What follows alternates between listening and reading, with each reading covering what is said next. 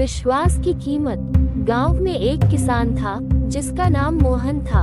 वह अपनी ईमानदारी और मेहनत के लिए प्रसिद्ध था। उसकी एक छोटी सी खेती थी जिससे वह अपनी पत्नी और बेटे रवि का पेट पालता था। हालांकि आमदनी बहुत ज्यादा नहीं थी, लेकिन परिवार संतोषी था और सुख शांति से रहता था। विश्वास की परीक्षा।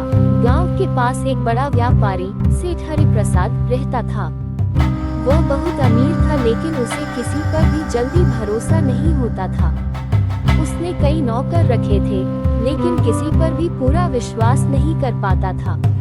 एक दिन सेठ हरिप्रसाद को अपने व्यापार के लिए एक ईमानदार व्यक्ति की जरूरत हुई, जो उसके धन और सामान की देखभाल कर सके।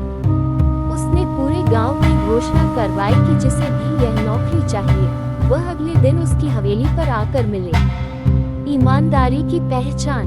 रवि ने अपने पिता मोहन से कहा, बाबा, मैं ये नौकरी करना चाहता हूँ। मोहन ने बेटे को समझाया, बेटा, नौकरी करना कोई बड़ी बात नहीं है, लेकिन सबसे जरूरी चीज है विश्वास।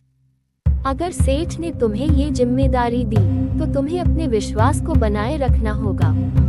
अगले दिन रवि सेठ के पास गया।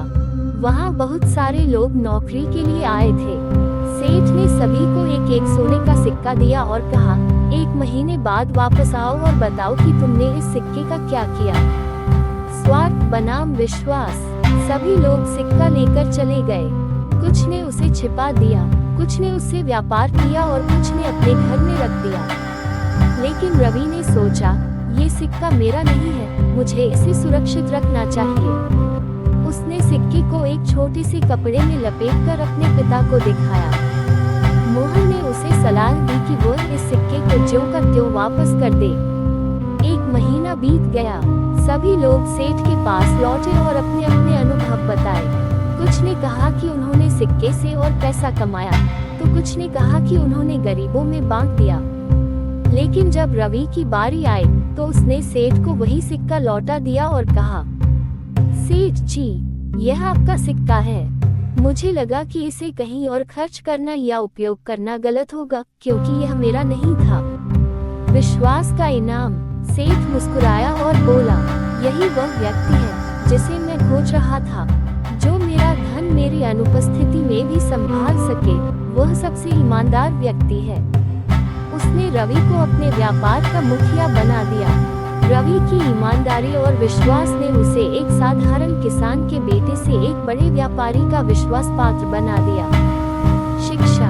ये कहानी हमें सिखाती है कि धन, ज्ञान या ताकत से ज्यादा महत्वपूर्ण होता है विश्वास।